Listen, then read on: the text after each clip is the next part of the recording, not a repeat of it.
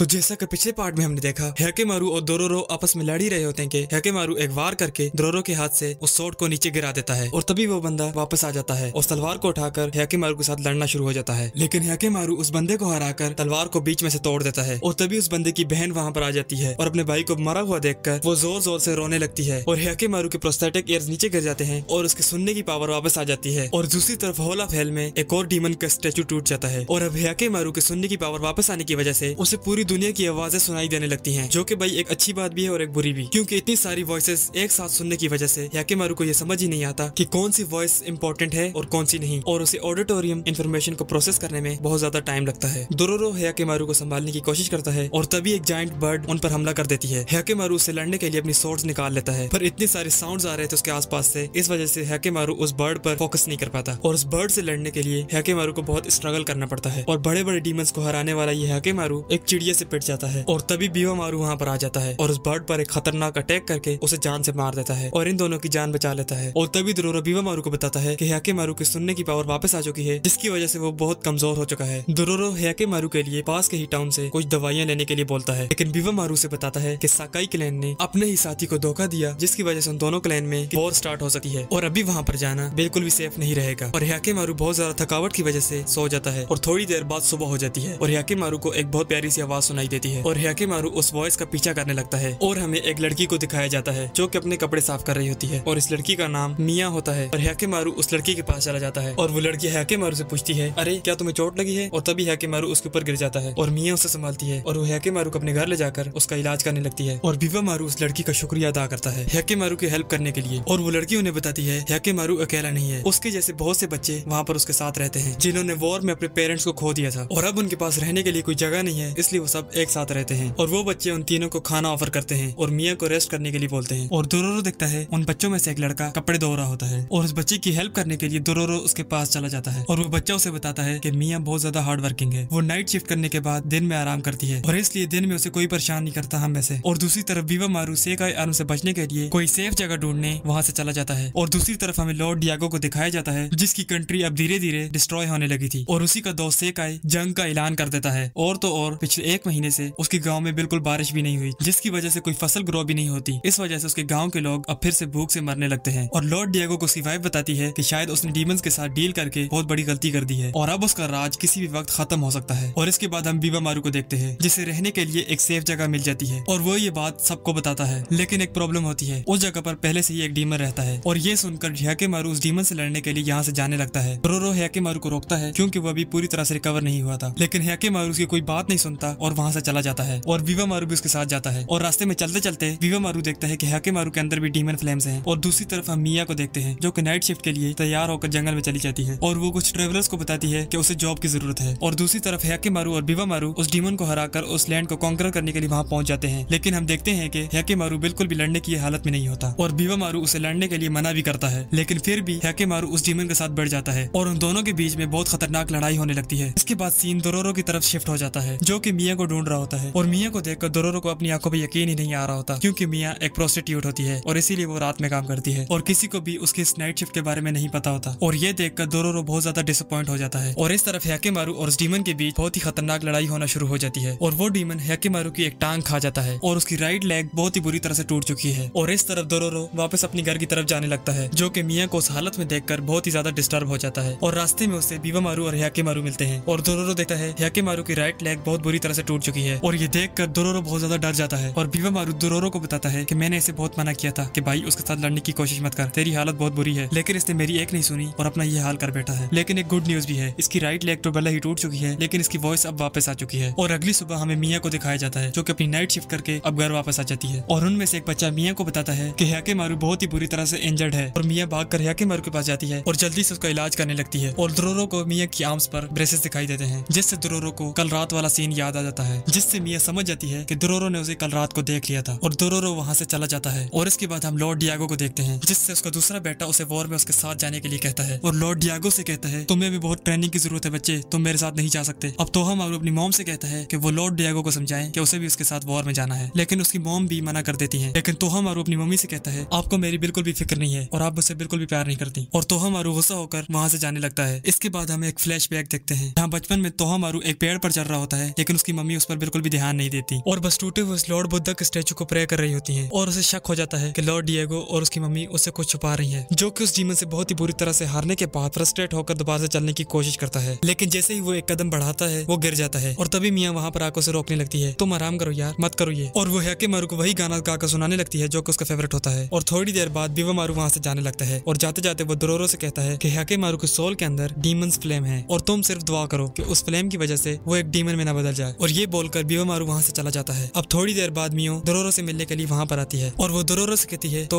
तुम्हें मेरी जॉब के बारे में पता चल गया है ना? और डोरोरो से कहता है, मैंने वो जानबूझ के नहीं देखा। और मियो से कहती है उसे अपनी जॉब को लेकर कोई गिल्ट नहीं है क्योंकि ये उनकी सर्वाइवल की बात है और अगर वो ये जॉब नहीं करेगी तो वो सभी बच्चे भूख से मर जाएंगे। और डोरोरो से बताता है वॉर के टाइम पे उसकी मम्मी ने एक यही जॉब नहीं की थी, इस वजह से उसकी मम्मी भूख से मर गई। और अगले सीन में हम ह्याकेमारू को देखते हैं जो कि एक लकड़ी प्रोस्थेटिक लेग बनाकर फाइटिंग की प्रैक्टिस कर रहा होता है और वो सभी बच्चे उसे एक स्वॉर्ड दिखाते हैं जो कि उन्हें बैटल फील्ड में मिली थी। और इस तरफ मियो तैयार होकर नाइट शिफ्ट के लिए जंगल में चली जाती है, लेकिन इस पर रास्ते में उसे सीकाई आर्मी का एक सोल्जर देख लेता है और शाम होते ही ह्याकेमारू भी डीमन से लड़ने के लिए उस लोकेशन पे पहुंच जाता है। और अगली सुबह जब मियो वापस आती है तो उन बच्चों में से एक बच्चा उसे बताता है कि ह्याकेमारू फिर से उस डीमन से फाइट करने के लिए चला गया है। और ये सुनकर मियो भाग के ह्याकेमारू के पीछे जाने लगती है। और इसी बीच हम देखते हैं लॉर्ड डिएगो के गांव में पूरे एक मंथ बाद बारिश होने लगती है और इस तरफ ह्याकेमारू और उस डीमन के बीच में बहुत खतरनाक लड़ाई होना शुरू हो जाती है। और ह्याकेमारू अपनी स्वॉर्ड से उस डीमन को इस पार मार देता है और उस डीमन को मारते ही बारिश रुक जाती है और हॉल ऑफ हेल का एक और डीमन स्टैचू टूट जाता है। और अब डोरोरो और ह्याकेमारू वापस उन बच्चों की तरफ जा रहे होते हैं। रास्ते में उन्हें उसी घर से आग की लपटें दिखाई देती हैं और डोरोरो जल्दी से जाकर वहां देखता है कि उनका घर पूरी तरह से तबाह हो चुका है, सब कुछ आग की वजह से जल चुका है और सीकाई आर्मी के लोगों ने वहां पर मौजूद सारे बच्चों को जान से मार दिया है। और मियो भी घायल पड़ी होती है और तभी उस आर्मी का लीडर डोरोरो से पूछता है, ओए बच्चे, क्या तुम भी इनके साथ हो? ये लड़की हमारे कैंप में इलीगल धंधा करने के लिए आती थी, इसीलिए हमने इसे मार दिया। और अब डोरोरो भागकर मियो की तरफ जाने लगता है। तभी उनका लीडर डोरोरो को मारने ही वाला होता है, तभी ह्याकेमारू वहां पर आ जाता है और अटैक करके उसका राइट आर्म काट देता है। और तभी सारे सोल्जर्स ह्याकेमारू को घेर लेते हैं और डोरोरो मियो को उठाने की कोशिश करता है। अब ह्याकेमारू को देखकर मियो वही गाना गाने लगती है जो कि ह्याकेमारू का फेवरेट होता है। ह्याकेमारू मियो की दर्द भरी आवाज सुनकर उसे पहचान लेता है कि वो मियो ही है और अब मियो मरने वाली है। और जैसे ही ह्याकेमारू को इस बात की रियलाइजेशन होती है वो एकदम से रेज से भर जाता है और किसी डीमन की तरह वहां पर मौजूद सारे सोल्जर्स को अपने ब्लेड से काटने लगता है। और ह्याकेमारू एक मॉन्स्टर में बदलने ही वाला होता है कि डोरोरो वहां पर आकर ह्याकेमारू को संभाल लेता है। और तभी आखिरी बार ह्याकेमारू मियो को अपने गले से लगाता है और ह्याकेमारू को मियो की मौत पर बहुत ज्यादा बुरा लग रहा होता है, बेचारी मियो। और वो दोनों उन बच्चों और मियो को आखिरी बार गुड बाय कहकर वहां से चले जाते हैं।